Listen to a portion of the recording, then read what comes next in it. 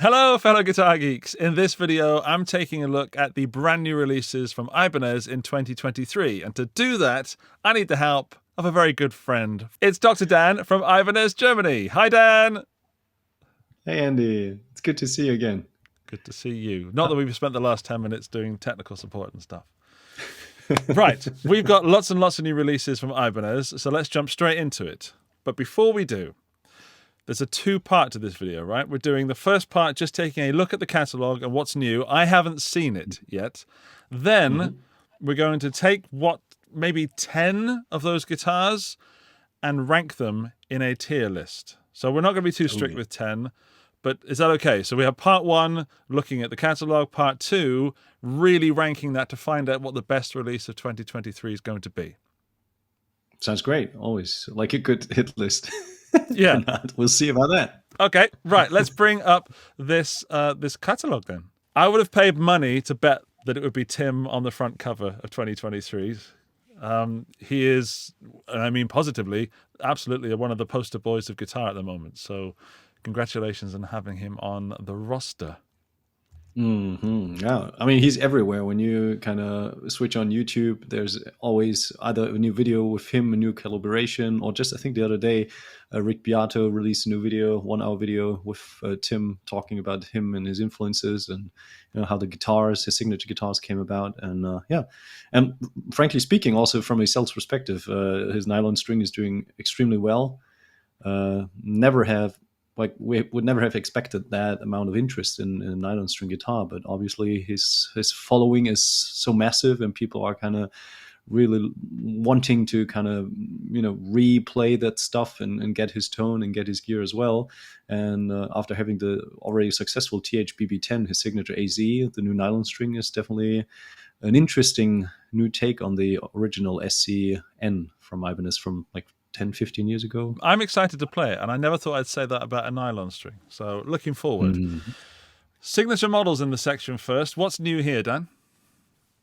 Basically, I mean, technically nothing is new, but we still labeled the JBM 9999 as new because it had 9999 because it had been kind of released or previewed at NAMM show in 2022, but is actually delivered in 23. So it depends from the perspective, but technically it's not new, but it is new.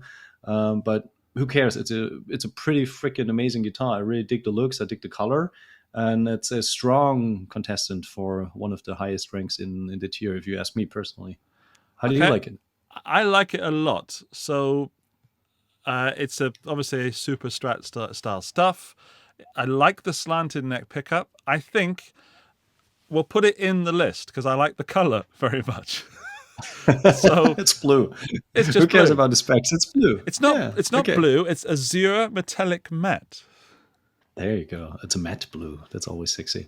Okay, well, I'm doing the writing, so I'll taking notes. So that guitar will go into the tier list. Yeah, it gets extra points, by the way, for having straight strings over the nut. That's a thing that I'm a bit of OCD at the moment on. All right. Nothing new for Paul Gilbert, Paolo Gilberto, or the Meshuggah guys? Let's go for the next page. Something new. Anything new on this page? Oh, yes. Plenty of stuff. Wow. Plenty of stuff. Okay. So let's go top left. We've got Tim Henson from Polyphia, the TOD10. Yeah. Not the TOD10N. That's not the nylon string. That's his new electric guitar. And his signature, I don't know when the first prototype came out, when he was kind of, tweaking things and he was refining his original THBB10, but he went with that insane Tree of Death inlay. I love it. I'm still completely in love with the idea to kind of take the Tree of Life to the opposite side of, heaven and hell. And, with the rose and everything, it's super sexy. And then he went with an all kind of classic silver flat finish. Switched pickup company. Some people might argue there's no difference, but obviously the Fishman Fluence, they have several voicing options, and are his new signature series. And yeah, I mean, it's a pretty clean, pretty sleek look, personally. So definitely a strong contestant as well. Yeah, it makes me want to put on a jumper. It makes me want to put on a jumper and play guitar like I've never played guitar before. Yeah, that's a point. That's a point. Yeah, and that's a thing with a lot of the with the AZs. A lot of people kind of they pick them up and they get that tone right away. If you don't crank the amp up too much, there's really something about the AZ line that has a very very distinct tone to it. That's less Stratty or Telly-ish and very AZ-ish. And yeah, I'm curious to kind of try this one because it features a basswood body, which all the premium AZs do. So there's not a lot of differentiating there, but the pickups are different, and yeah, of course the looks are pretty clean. So that's an interesting model. Is that something you would consider for the tier list? I don't know. It doesn't, like, honestly, the tier list is, the majority of this tier list is the look. And that doesn't jump out at me. And also, I'm pretty sure the nylon string is going to go in the tier list. But then, All right. no, the fact that we're discussing this means it should go in the tier list, because then I have to fight over which I prefer, this or the nylon string, purely from looks and a list of specifications. So yeah. Okay.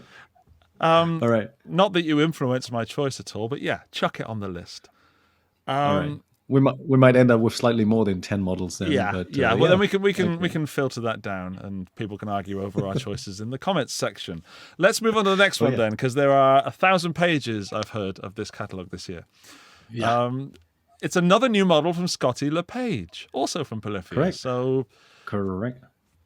Yeah, that's like my personal preference. If I compare both, they're both looking pretty cool. But what's so special about this, the Chris 10, is that it's the sole premium AZ that comes with an ash body, and I'm a sucker for alder or ash as a body wood. Nice piece of ash. And yeah, and the golden finish is pretty fresh. It also comes with his own signature Fluence pickups, and I dig the inlays. They kind of the blocky the block at the 12th bridge, and then those how's it called, offset white block inlays that are on the lower bout and the upper bout.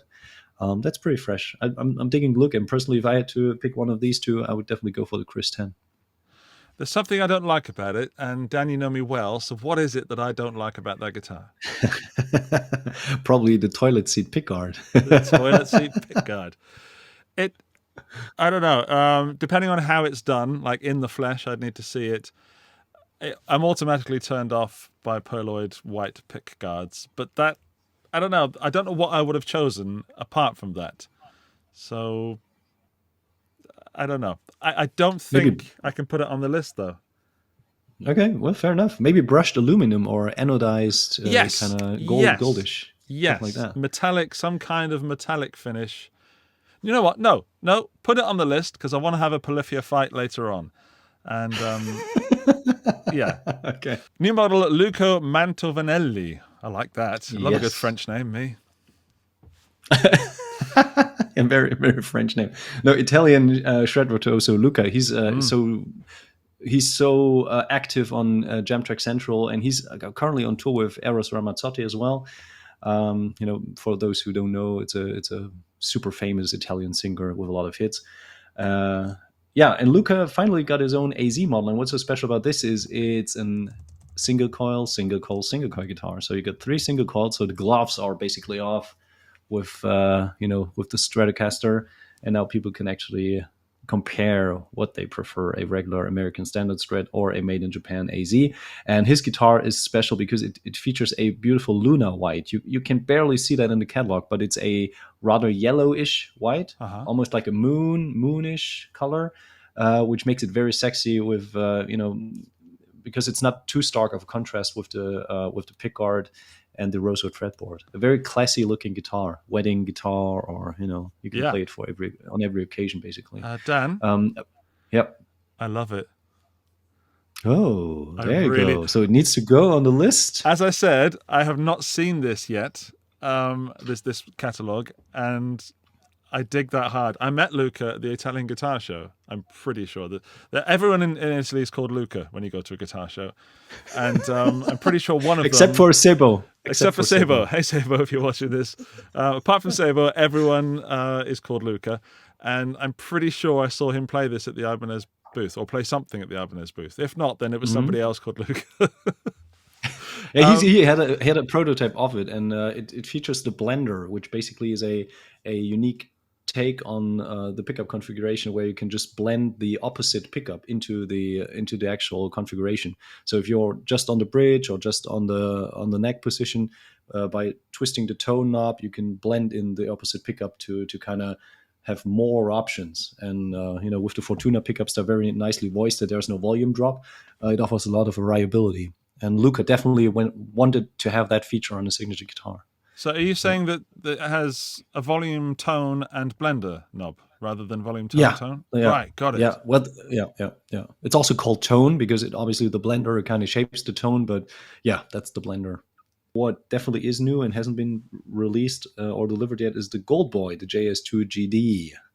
Wow. Which is a new take on the Chrome Boy, features an alto body, and has a variety of switches on the lower bout of the body.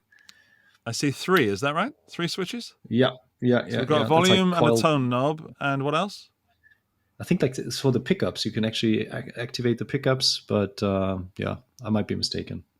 So it's a collectible. I mean, at There's the price a lot point, going on with there. The looks, of course, and we know with the looks and everything, it's really something that you don't play on stage just for no reason, right? You're either a big Sag fan or you need some sort of tonal variability.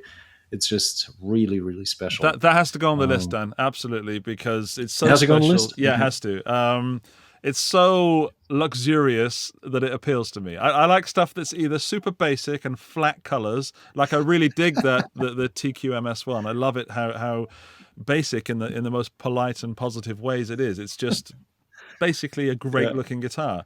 And then you've got next to it this JS2GD, which is way over the top, and I shouldn't like it, but I do. I see, do you know who I would see playing that? Matt Bellamy from Muse. I want to see if that's the most outrageous guitar that Ibanez has for 2023. We'll see about that. Gsva X2? Correct. Let's talk about that. Nita Strauss. Basically a new take on the Gsva X. The first iteration of her made in Japan Gsva had been sold out literally in minutes. So it was just a question of time until a new version of that would come out. And she's been playing the Ghost White one on a lot of occasions lately, especially on her solo records. So it has received quite some screen time and a lot of clicks and views on the internet as well. I'm digging the looks. It's just a pretty classic take on the regular Gsva. So we've got a new PIA for 2023. Yep, in blue powder. Like some of the previous models, this has been previewed already at NAMM 22, but been delivered for 23. Basically, just a classic take on the original PIA. But the interesting story here is that there was back in the day, several years ago, there was a kind of blue powder finished gem, and a lot of people like that. It has had a very subtle, very reduced look, but never got released as a regular model. So they kind of brought back the color, or a very similar color for the PIA range, and also comes with matching Utopia pickups from DiMarzio. Edge tremolo and everything. It's like a new take, a more less vibrant, I might say, or less polarizing take, because this color, especially in the flesh, looks pretty nice, and it really grows on you. It's not something you walk by and you say, "Oh, that's screaming at me," because the more you see it, the more you play it, the more you just have it around and kind of feel its presence and see that subtle guitar. It's really growing on you, and we have it in the showroom. I've played it several times now. Also posted a couple videos of it on my Insta, and it's really great in the flesh. Catalog pictures doesn't do it any justice, unfortunately. I'm going to say put it on the list because it is a PIA, and it is the only Steve Vai guitar that's going to go on the list. Therefore, has to be on the list. All right. I wonder how it's going to do with that pick guard being on it, though. Never know. Yeah, Axe Design Lab kind of combines the Ibanez DNA as the king of metal with the Bass Workshop idea. And Bass Workshop is a series for the bass players that kind of brings in different ideas, quirky designs that you usually have to pay big bucks for at a very affordable price level. And Axe Design Lab is the approach now for guitar players that want to have a guitar that kind of expands the boundaries of the electric. And the RG8870 is something from the J Custom line. So we start at the top end class with a chambered body and a low pro edge tremolo bridge. And it's a very interesting take to the regular J Custom line. Gets rid of the Edge0 tremolo bridge. That's some people prefer the original Edge and Low Pro Edge versions. Comes with the PAF 36th anniversary pickup from DiMarzio, True Velvet and Tone Zone, and it's a very it's a classic kind of take on the guitar, but with some modernized features, so to say. And the chambered body, of course, kind of makes it much lighter than a regular RG in that category. I was about to say that it seems like an older guitar, even 80s RG sort of stuff, but it looks modern. So if I look at it and then I look at the specs, I would not, if it was a guessing game, we had to put two things together and guess which was which. I would not have put the specs of that guitar with the looks of that guitar. But it works for some reason. I like the inlays. Am I seeing pink in the inlays? It's not just... I think that's the abalone. That's just the abalone that's kind of so it's reflecting abalone. It works. It works. It's a serious looking guitar. It is a J Custom. We have to have at least one J Custom in the list. Okay. Let's put it on the list. But I want to talk about this 9-string because you and I were talking about the guitars that might be shown on my channel in 2023. And this came up in conversation about the fact that there is a 9-string. And I think you just instantly said, so we don't need to talk about that. And I was like, whoa. I absolutely do want to talk about a 9-string because of people like Andrew Boehner, who we had on the Guitar Stories podcast. He's opened my ears to this dun, dun, dun, dun, this tone that he gets that I know you can only get from down tuning. It's this clear but thick and deep tone. And I've only ever played one 9-string in my life, and it did not go well.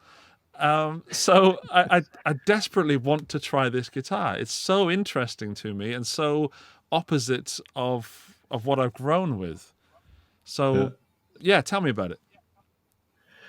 Well, firstly, let me say that there might be some demos from Andrew coming our way as well. So nice. Time will tell. Good. Nice. Yes. Yeah. Tell you something about it. I mean, except for the specs that everyone can read from the screen, my personal experience with that guitar is that, like you just said, the chugga chugga is something that you cannot really recreate with a regular 6 or 7-string, especially because it's got a 28-inch scale. But it's also a completely different animal when you come from the 6-string. To me, like a 6 or a 7-string guitar is something I can get my head around. I understand where things are. But with 9 strings, it's like it's a completely new instrument. You got to relearn the guitar.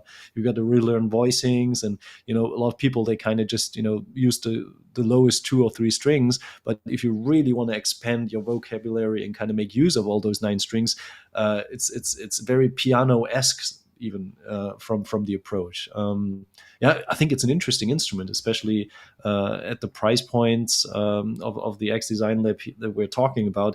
There's it's interesting to even just to try out, because it's not not too expensive. It's not I think it's $12.99 retail. So even if you don't like it, you can it's not a lot of money. It's a lot of money, but it's not too much money being burned from buying a 9-string. But you need to spend. We haven't talked money yet, and I don't think we're going to much in this video because prices fluctuate. Of course. But that's an important point, because if you're buying a 9-string and it's €400 or $400, it's probably going to be rubbish, and you need to spend a certain amount of money, because like that bridge alone has got to be tooled and designed for a 9-string guitar. You can't just stick any old low pro edge tremolo on it or anything that's been designed before. There's new stuff. It's a new instrument, and I think anyone looking for a 9-string under €1,000 is possibly going to be disappointed. Well, we've spent a lot of time talking about these two guitars, and more time on that 9-string than any other guitar so far. So that has to say something. That's something interesting. From you can't say that Ibanez are not moving forward in 2023. Let's say that. Yeah, please put that 9-string on the list, and we'll go to the next page. Let's talk this one, the RGD-MS8. The new model 8-string multi-scale. This speaks to me, Dan.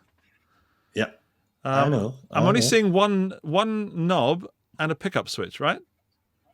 Yep, that's a coil tap switch, and the fish, and I think the Fishman Fluence voicing option as well on the volume control, so you can push and pull. So it's a very reduced design. So you basically have just a 3-way switch for the pickups, and then the voicing switch on the volume, and then the coil tab, so you can have different tonal options basically. Yeah, but the thing about the multi-scale basically is that you have 2 different scale lengths. So for the high E string, you start with 25.5 inch, so it's a very regular feel. And then for the 8th string, the lowest string, you are at 27.2, so almost baritone territory. Wow. Yeah. So that makes it very interesting, and I think it's the first RGD multi-scale in a long time that we see with the curved edges and everything, which gives it a more slightly sleeker, more modern look compared to the regular RG. The Fishman Fluence pickups with the ceramics. Also interesting, it's a mixture between the ceramic on the bridge and the alnico on the neck, which I always find very interesting to see, because some people like Glenn Fricker might disagree, but there's always a very distinct tonal character to these. I like the tuning that it's coming in. So I like that Ibanez are paying attention to tuning these in tunings people would actually use on these instruments, rather than sticking it in standard and then putting 2 lower strings on it. That's cool. That speaks to me. I'm trying to decide on whether to put it on the list. And if it goes on the list, then I have to bring the 9-string off. But I really like the multi-scale of that. Okay. Let's put it on the list. Oh, hang on. Wait a minute. We haven't even talked about the SML721. That's new as well. All right, talk to me about that one, and then we can decide. Okay, that's another part of the X Design Lab, and that's a 6-string that comes with what we call a light multi-scale, which is basically you've got regular frets on the first couple of frets where where the money is earned. You do the cowboy chords there, and the more advanced you go, the more you go down the neck, and you do the tapping and sliding kind of thingy. And therefore, for increased ergonomics, the frets are slightly slanted towards the end of the fretboard. So you've got 24 frets, and at the 24th fret you've got the utmost angle of the actual fret wire. Apart from that, it's equipped. That's interesting with the pickups that you usually find in the headless models, the Q58 pickups. Oh yeah, because that's a funny story, and I got to share it here. We received quite a few emails from people that want to buy those pickups stock, and there was one guy who was so obsessed with it. He texted me all the time, like every other week. I would receive a message, and he finally bought a headless guitar, took the pickups out of the guitar, sold the guitar, and used the pickups on his regular RG. Because he was so in love with those pickups. I was like, okay, I think like back in the day when the Dario had the round wounds, they were only available. Those strings were only available in instruments on certain instruments, and people would buy the instruments, just put the strings off and put those strings on their instruments. But with those pickups, it's a very interesting story, and people seem to like it. So we decided for the X Design Lab to put them into new territory. The S, it's a very slim model. It's super lightweight, like 2.5 kilos. And you've got the 25.5 inch at the 6th string and a 25-inch scale at the 1st string. So basically what you get is the AZES line has a 25-inch scale, which makes it a little bit easier to play, especially on the higher strings when you solo. And then for the low strings, for a little bit more definition, you go 25.5 inch. Right. Yeah. Apart from that, the finish is spectacular in the flesh. Again, there will be some, not yet, but there will be something on my Instagram and on Ibanez Germany Instagram as well. And of course on Ibanez Official from early 23, because you got to see that finish. It's amazing. It goes from green to pink to kind of purple. What sort of price range are we looking at? I'm curious about that one. Sub 1K. Okay, cool. Yeah. Brilliant. And now I need to decide which one's going to go on the list. I can't put both on the list. 6 string, 8 string, 9 string. I mean, you can still get the 9 string off the list as well if you want to. We're going to probably have to review the list before we do it, but I knew we were going to break the rules by saying 10, but it just meant don't do 20. What page are we on? We're on page 20. There's 20. Oh my goodness, we're going to have to speed this up. Right, I don't know how to speed this up without missing out vital information. So let's put both of them on the list. Screw it. No way. Yeah. No way. Yeah, we can deal with it later. That's a problem for future Andy and future Dan. AZ2203N. You know, AZN has been a big success for Ibanez, and N standing for non-recessed, a more natural tone, where the tremolo is just flat on the body and the pickups are slightly underwound compared to the regular AZ pickups, to the Hyperions. And that's basically the sister model to the Luca Mantovanelli signature guitar. Yeah. It comes with 3 single coils with the blender feature. And apart from that, it's just a very, very classic guitar that has all the features that you would expect from a modern guitar, like the stainless steel frets, like the very comfy body shape and everything. The compound radius, I think that's the compound radius fretboard. It's one of the most liked features. No, people were not looking for that, but once they compared the regular AZ to the AZN, they kind of fall in love with the compound radius. And now it's a 3 single coil version in some classic colors. The antique turquoise is very nice in the flesh. Is that the guitar you've sent me? I don't know. Do you want to unpack it now? Do you want to do it like now? Yeah, I mean, right now. Sorry, a little behind the scenes there for everybody. I was going to cut that, but I'm not. You've sent me a guitar, but not even Dan knows what guitar is in the box. So we're going to pause that. I'm going to go and get it. We'll have a look. You're back? God, that took longer than it should have. Right. But the good news is that, yes, that is the guitar you've sent me. It should be the blue one, just for the record. So it is. I checked the label on the box. I'm right here. This is the first time I'm opening the guitar. Please don't fall off the bench. Oh, now the weight is all off. Right. I haven't looked at it yet. There it is. Do the smell test. Oh, roasted. Passes. Passes with flying colours on the smell test. It feels small. It isn't, but it feels small. I've been playing some 335s recently, so that is It is sleek. I've got to remember that I'm making a video. Hi. You didn't even clap. No, I'm not editing that bit out. I'll just be back in. The video's just down for a minute. There's. Okay. I'm a massive fan of the AZ range. I have one down there, the 2204, and that's an improvement. Yeah, it would be interesting to hear your long time take on the fretboard, because, like I said, the compound radius makes quite some difference. You know.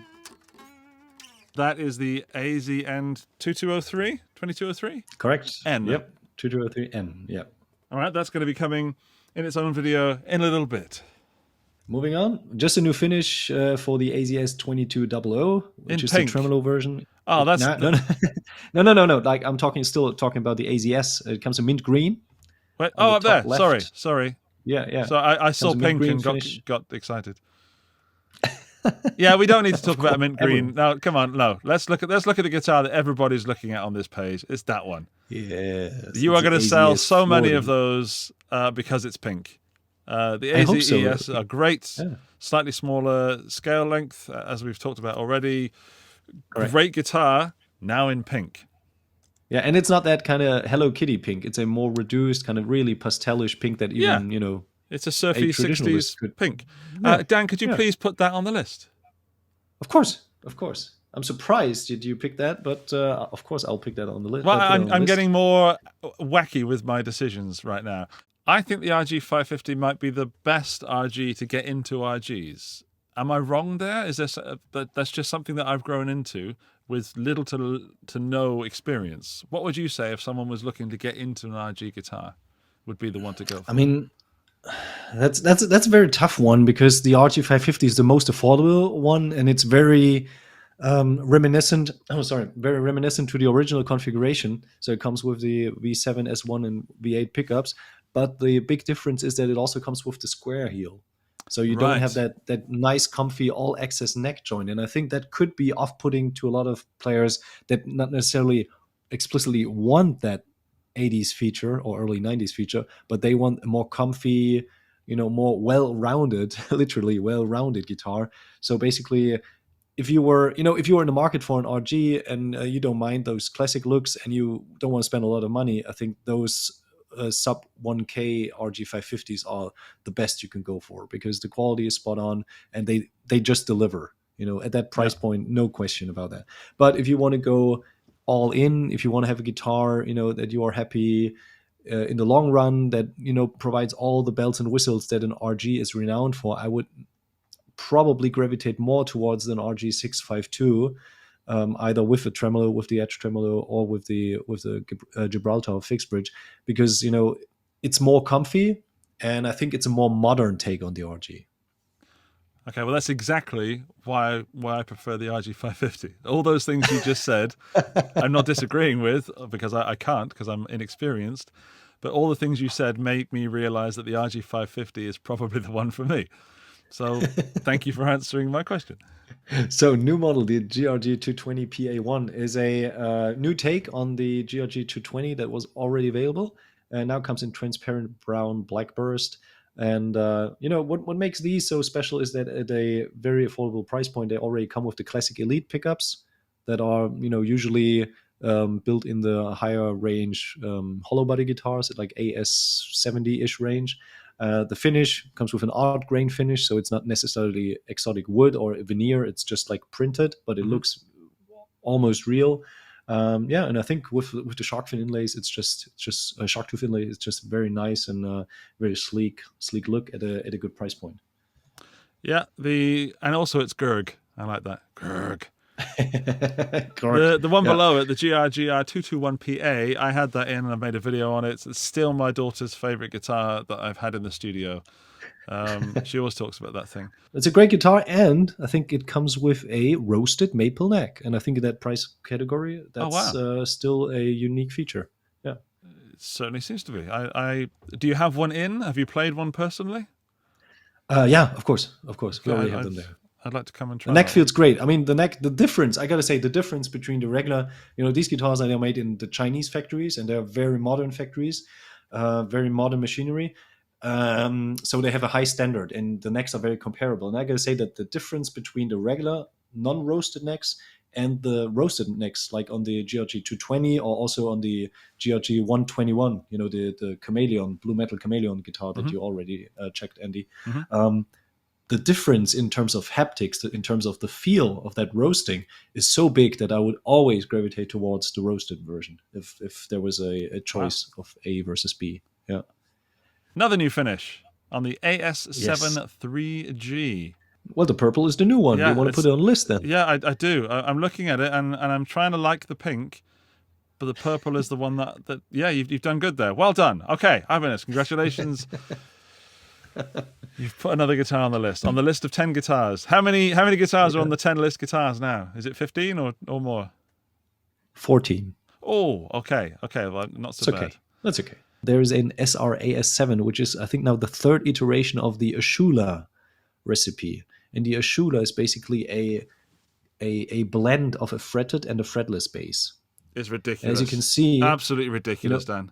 I love it. I know, but it's like it offers you all four strings on the lower bout of the bass with frets, and then on top of that you've got a section with piezo and 3 fretless strings, which basically gives you everything you need to play in a band setting, and then on top you can solo or you can just add some flavor to it.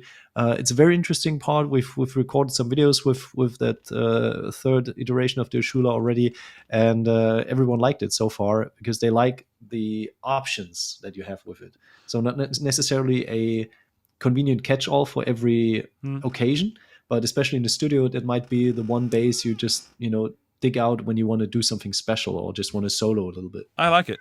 That is something I'd like to try. Again, I will suck at, but I would like to try it.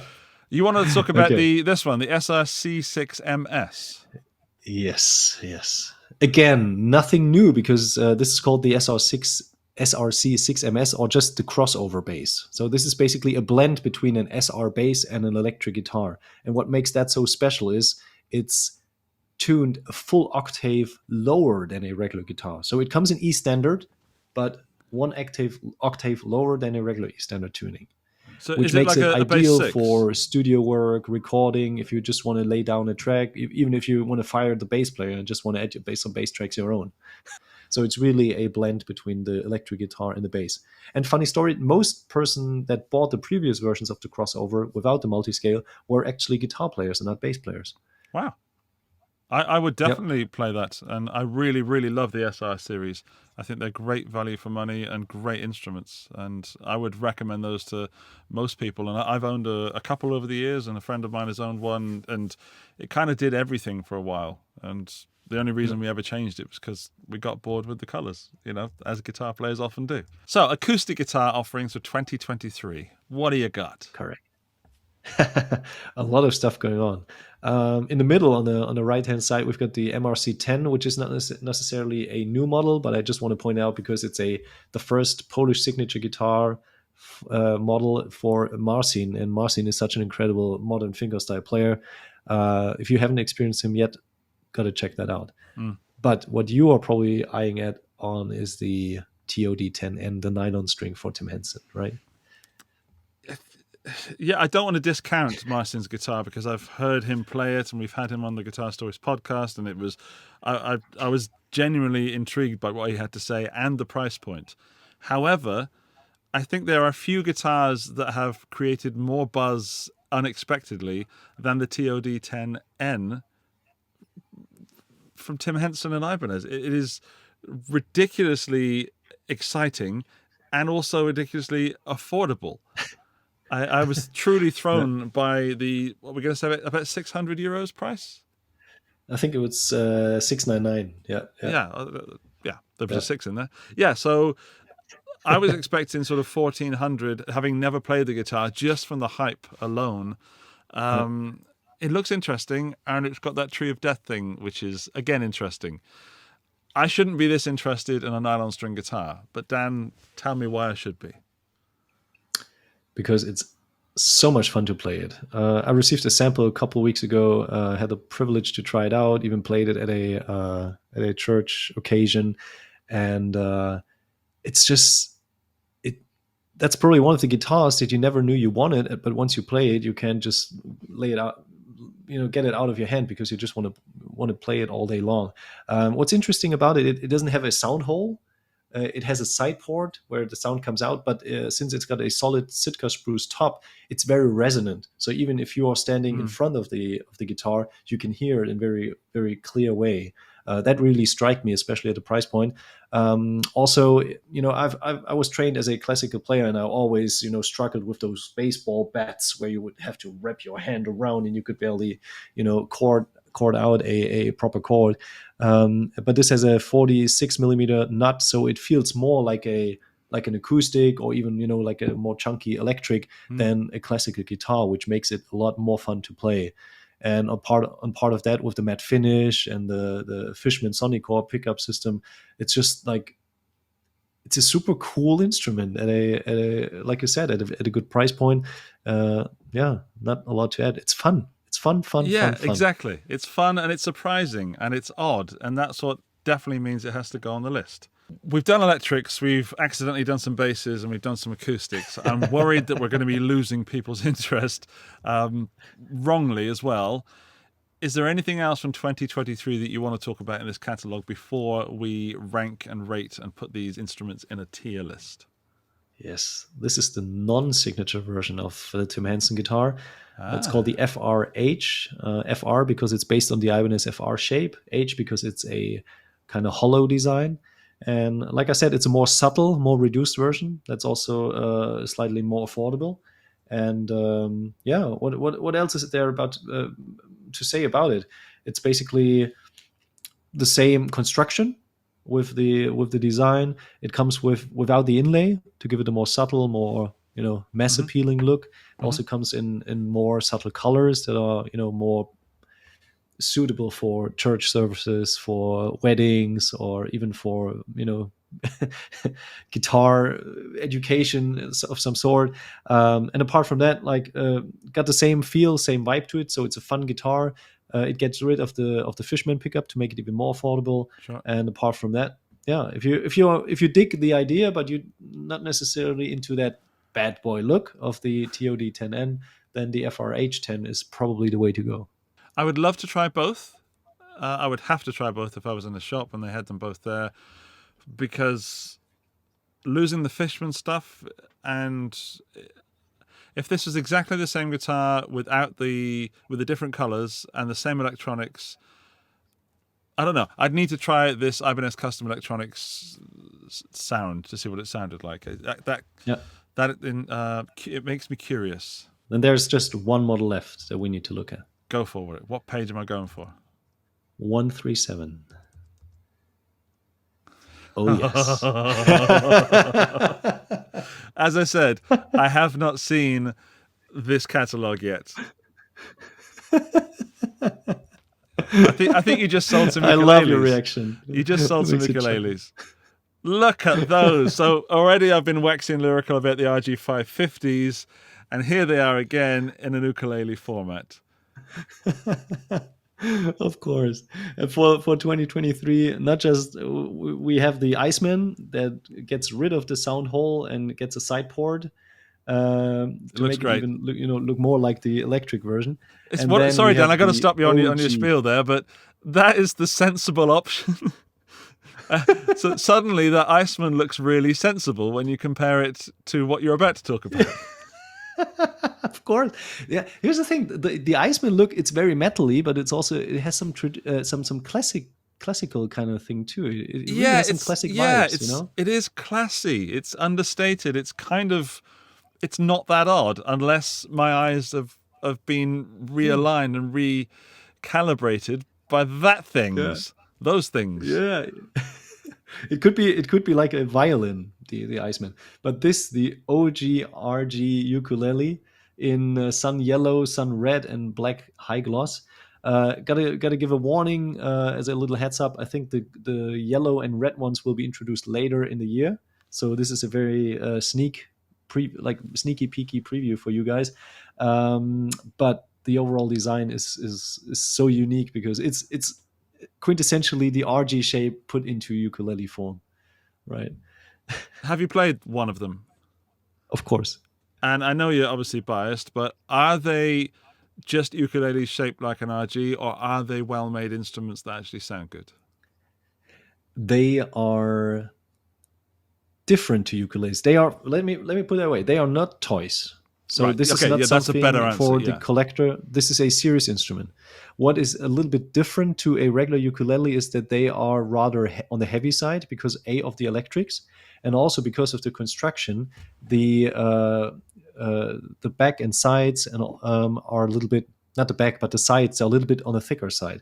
So especially with the sound port, because otherwise those sections, they would be so prone to damage and to breakage that it wouldn't work. So it's a rather thick side to it and a thin back and top to it. Right. Firstly, please put it on the list. Okay. I'm confused at the target market because the people that I would consider to be a classic RG player and an ukulele player, I can't even put those two people in the same room, let alone in the same band or in the same way of thinking. So I'm confused.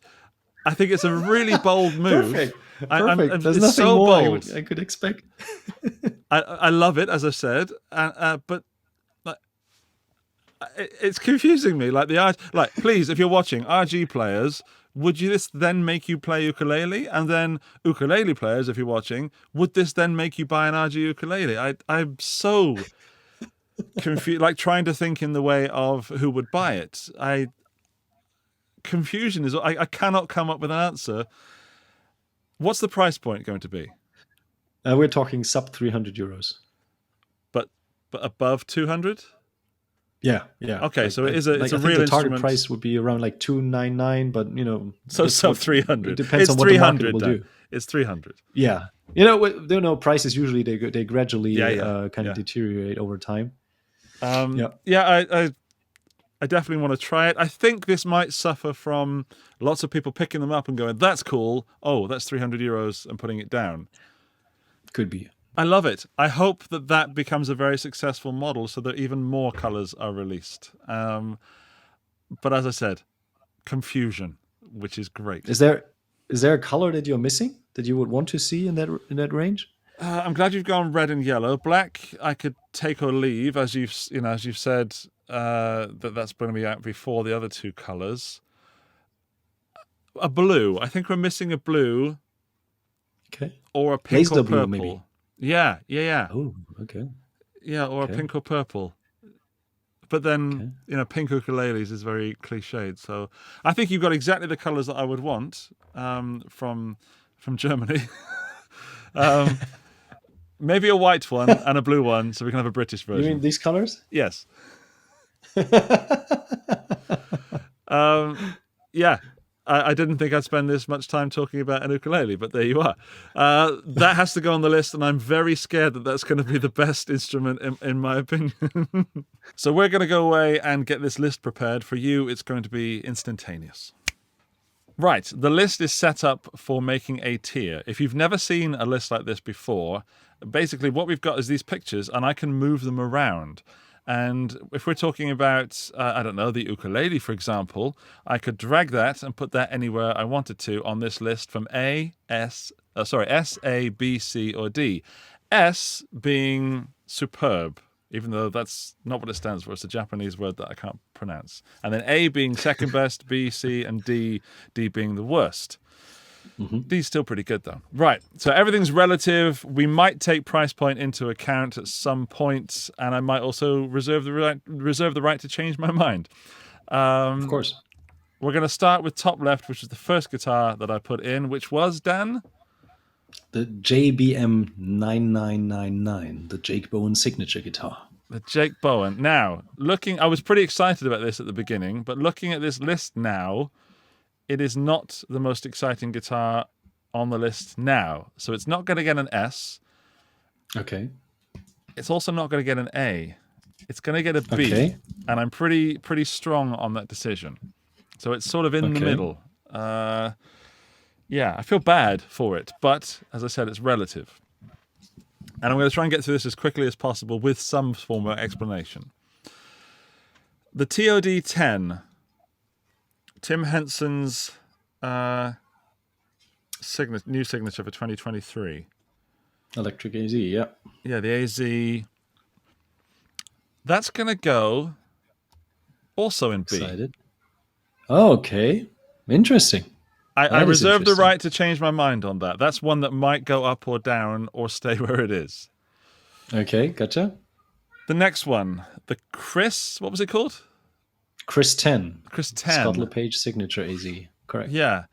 That one, that's going to go in A. Okay, slightly above the other two. Would you have predicted that? Why is that? Why would you put that in A? Because it's not quite S, because I'm looking at the list of those pictures and seeing other things that definitely deserve to be in S in terms of exciting. So, not necessarily. I haven't played these guitars or ukuleles, so I can't tell you which is the best there. I can tell you which one excites me most. And A excites me more. Sorry, the Chris 10 excites me more than the other two we put in so far, but not as much as some of the other stuff that I can see on the list. Therefore, it should not go in S. Well explained. Okay. Okay. Yeah. We're on now to the Luca Mantovanelli. Did I say his name correctly? That is correct. That... Where do you think I'm going to put that? Where do you guess? Take a guess. I would say between either S or A. Maybe I would say A territory. I think you like it a lot, but it's probably not as stellar as some of the other models. You're absolutely correct. I am debating whether to put it in A or S, and I think I'm going to put it in A. However, I am pretty excited by that guitar. I really like the look, and I like the specs. We'll see how I fare with the non-signature. What was it called? The color? The turquoise finish. You mean the non-signature AZN? Yes. 2203? Yes. Yeah, that is called antique turquoise. Antique turquoise, thank you. I was going to call it aqua tortoise. Aqua tortoise, why not? I knew it was AT, but I couldn't figure out what the word aqua tortoise came to mind. Okay, the gold chrome boy, the Joe Satriani. Where would you put that if this was your list, Dan?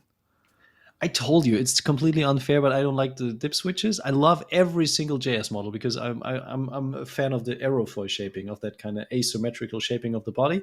But personally, I think I prefer the Chrome Boy over the Gold Boy. So I would probably put it either A or B, maybe B territory, because there have been quite a few exciting, like personally to me, more exciting Satch models. Yeah, but I think you will put that A. No, I'm also going to put it in B. Oh, interesting. Interesting. Purely because I don't think I would buy one, but I think for the guitar world, that's an exciting release. Okay. So fair enough. I could see myself buying the two that are in A at the moment. I couldn't see myself buying this gold one. Yeah, you can pull it off on stage. Unless I had a very specific, project that required a gold guitar. If I wanted a gold guitar, that would probably be the one that I went for. You know who I think could pull that off, except for Satch? I think Jamie Humphries. And not just because both are bald, but I think from his skill level and also from the stage appearance that he has, I think he could pull it off. Yeah, that would match his Eddie Van Halen flip-flops nicely. What's next on the list, Dan? That's an SA? Say again? That's the 𝗔𝗩𝗅. That's the 𝗔𝗩𝗅. Oh, wow. Okay. Yeah, of course. That is Nita Strauss's 𝗔𝗩𝗅 X2 in Ghost, or Ghost and White, basically. I'm not as excited about this as I was when we made the look at the list. So it's definitely not A. It's definitely not S. I'm thinking C, but I feel bad for it. But, I can't put everything in B and A, right? That's not allowed. Hypothetically, you could. But if you don't feel it right now, it's Nita's signature guitar. So I suppose for her, it's S tier, but of course, it definitely is S tier because it's an S-shaped guitar. But I know that joke, right? I'm going to put it in C just for now, but I think it might move. It could move up. It definitely won't move down. Okay. Right, the PIA in something blue? Blue powder. Blue powder. Not powder blue, but blue powder. I love the PIA guitars. I think they're an evolution. I think they're fantastic tools and nice to look at. However, the blue powder does not appeal to me at all.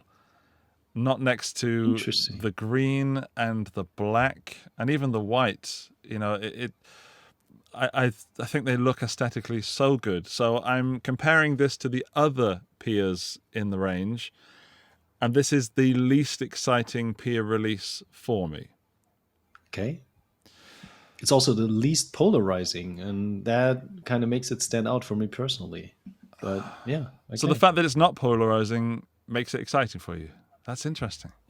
I like the subtlety because I think the subtlety of a PIA is something that's quite a stark contrast to what it's actually, where it comes from. You always have those flashy kind of colors, and now you come. The white one is also rather subtle, but with the gold hardware, it kind of is a little bit over the top. But here with the chrome hardware and the blue powder, I think it's a very even choice of the color range. It's not a lot of contrast. It's not a lot of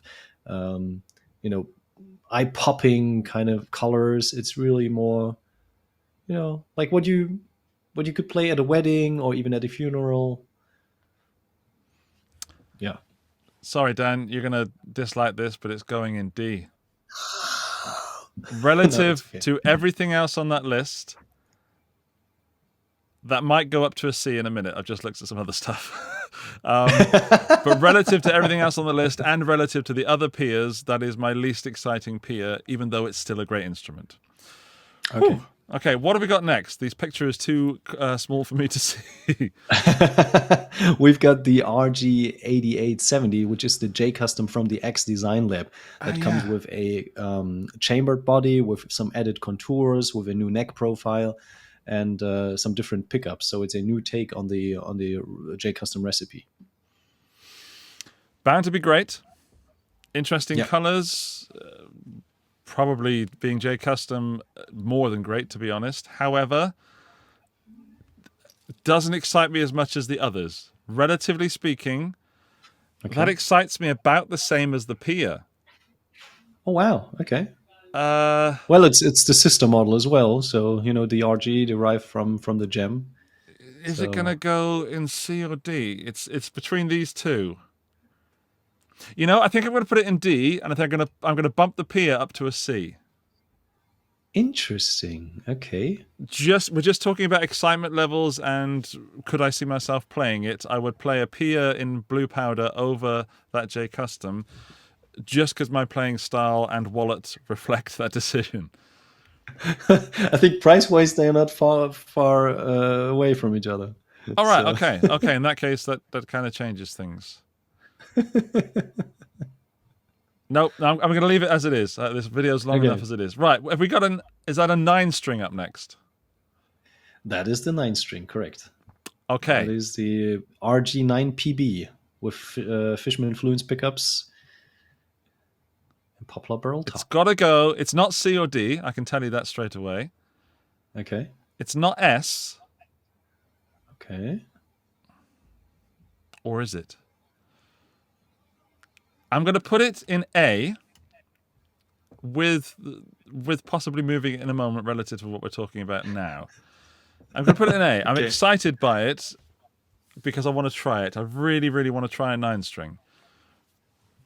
But it could be any 9-string on that list of a certain quality, and I would have put it there. That's the point, yeah. It's not that particular guitar, it's what that guitar offers. Up next is a 8-string? That's correct. That's the RGD MS8. That's the 8-string, again, with Fishman Fluence ceramic in the bridge and Alnico in the neck. So it's a blend of the two pickup versions.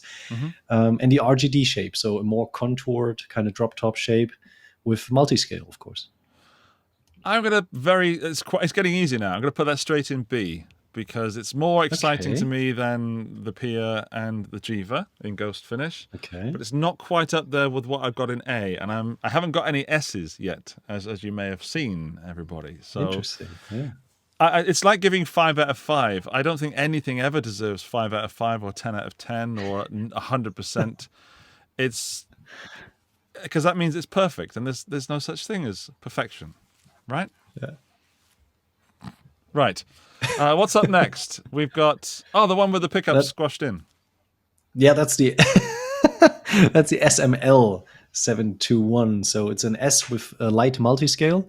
That's also in the X Design Lab. Comes with the humbuckers from the Headless series, from the Q series. Yes, I recall. Q58s, Jessica Evo gold frets, and a slightly angled fretboard that kind of angled stronger towards the end of the highest frets. That B section is getting quite crowded, and it's looking lonely at the top. I think it's going to have to go in C. It excites me about as much as the PIA. It does. I do like it, but those pickups just, I don't know. I would need to play it. It's an unfair reason I'm putting it in C for aesthetic looks alone. But it has to go somewhere. Yeah. What's next? Next is the AZES. So a tested model, well-tested and well-received model, but now in a new finish called Pastel Pink. Where do you think I'm going to put this, Dan? S. It could be D. It could be C. It could be S. It could be A. It could be B. But it is, in fact... I think between A or S. It is, in fact, our first S of the video. I think these guitars are such great value for money. They should be the guitars that beginners are starting with because they're quality and affordable. And in that pink finish, I think it's brilliant. I just dig it. It does. It flips that switch that some of the others do not. Ticks all those boxes that others don't. Even though I look ridiculous playing them because they're smaller than regular guitars. Interesting. Yeah. Okay. Yeah. Okay, what's up next? We've got the very also affordable. Remind me what it's called. It rolls off the tongue. That's the that's a GRG220PA1. The GRG220PA1. Now I've played the other roasted GRGR. Roasted maple neck. See, that is very exciting. classic elite humbuckers, the shark tooth inlays, jumbo frets. You said vintage about tremolo. $300, right? Say again? You said about $300? Yeah, 300, like 29 or 39 ish. Yeah. Yeah, so sub 350.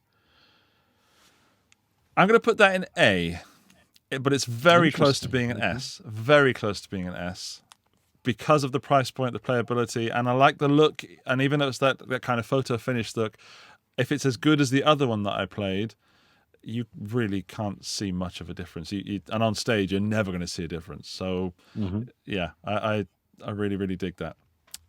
Cool. Up next. Now we have the AS73G in that metallic purple finish that you dig so much. It pops, it jumps out. I would like to play it on stage. I know it's going to be good. I believe it also, does it have the rubber knobs on it? You know, the knobs with the rubbery bits on it. Yeah. I love that so much. Every knob should have this little bit of rubbery around it. It just, it's one of those small things that makes me just love a guitar. So I'm going to put it in A. And now I'm going to take a look at my list before we go forward. So I'm just looking at that AZES at the top. It does deserve to be there. Just checking the 9. Yeah, I feel bad for the PIA and the 𝗔𝗩𝗅 at this point, but honestly, that's how that list should look for me. Fair enough. I mean, I don't disagree with your choices. I think it's a very reasonable selection. I think once you played the C section and also the D section, you might want to push that up a little bit, especially the J custom, because once you get used to the feel of that guitar, there's never going back, and it's probably Do you know what, Dan? similar You're to the absolutely PIA. right. It does not deserve to be in that D section. I'm going to bump it up to a C purely because it doesn't deserve to be in D. None of these guitars deserve to be down there. But you can't put them all in S and A. So of course, yeah. of course, no, of course. You absolutely. It looked out of place on its own. It was unfair, and yeah, you got my PayPal address. So let's talk about the Tim Henson signature nylon string guitar that I never thought I would say those words ever. And then choosing it, it's very clearly going to go either A or S for me. Yes. It's definitely not B. And I'm really reserving the S for the cream of the crop, the creme de la creme, and guitars that I want to try most. And it's going to have to go in S. I hate to jump on the hype train, but out of instruments that I need to try in 2023 and excite me most, that's an S. And after playing it, it could get bumped down. You know what I mean? It's the pure curiosity that's getting it in that S and not going in an A. Agreed. Yeah. Yeah. So it's definitely But an S. spoiler alert. I highly doubt that you ain't gonna have fun with that guitar. Okay. Well, that's what I hope. And again, it's something different, so it's another reason to own it. And the price point, regardless of what it is, means that it's not too far from most people's pockets, I would say. Also representing the fact that there's those non-signature versions. To me, they're less exciting, but that alone, the fact that it is possible to buy something that is more normal and even more affordable, means that model should be in the S. So yeah, I'm happy with my selection. Now, the biggest question for me of the entire video is, where do I put a red RG shaped ukulele? And I can tell you now that some people are going to put it into D and even wonder why it's on the list. No question about it. Some people are going to even fight me and say, you're an idiot. Why is that on the list? Why isn't the PIA in S? And that's fine because, opinions are like nostrils. Everybody has them. And some people have too. And I'm not going to put it in D because that would be ridiculous. I think it's a very exciting instrument, and I'm currently fighting with whether to put it between A or S. And I'm now imagining coming to the Ibanez Germany showroom and imagining which instruments I would rush to first, you know? So you've laid them all out. They're all hung beautifully in the showroom. And absolutely, I'd want to play that AZES in pink. Okay. Even though I've played these guitars before, I'd like to play it. I'd absolutely rush towards the Tim Henson nylon string. I think the ukulele's got to stay in S. It would be one of the first instruments I pick up. And one of the ones that I would go, wow, look at this, take a photo of and post it on social media. It is absolutely an exciting instrument. It's something I'd love to play. So it belongs in S. But I'm now wondering if there should be one more guitar in S. And I'm looking at the A section, and I'm thinking it has to be the Luca Mantovanelli has to be bumped up. I think your OCD just kicked in because you want to have 4 in each segment, right? A little bit, but also there wasn't a regular, or rather a more high-priced electric guitar in the S section, and that didn't seem fair. Yeah. But what I will say is that the Chris 10 almost made it as well. Yeah. And I'm tempted to put it there. But I'm happy with that, Dan. Review it. I think I would have put it in similar categories if I had to pick for you. Like I said previously, I'd be curious to hear what you think, for instance, about the multi-scale, the light multi-scale. What do you think about the 27th fret? What do you think about the 9-string? If you can actually like make music with that, or if it's just a gimmick. Or also, what do you think about the ukulele that is more on the heavier side, but a true instrument that needs to be played and is definitely a cool item as well on stage. You know, you can make a lot of fun on stage. Surprise the audience and come up with something that is so quirky that people will remember it maybe for the rest of their life. Who knows? But I do know that if you're in a band that needs a red ukulele, that's definitely one to go for, or a yellow one or a black one. And I hope that you do other colors in the future. Yeah. I'm happy with that list. I thought that would be more difficult than it is. And I'm happy with my justifications as well. Right. To you watching this video, thank you for joining. I hope you found something that excites you. I hope that you disagree with my tier list and you let me know all the mistakes that I made in the comment section down below. But I'm sure there's some common ground we can share there. All right. Thank you for watching. There is a subscribe button. There is a comment section. You know what to do. Go and do that. And there's also links to many of these guitars and instruments in the video description. So have a look at those as well. Dan, thank you for your time. I hope you have a wonderful 2023. Same to you. Bye. Tatty bye.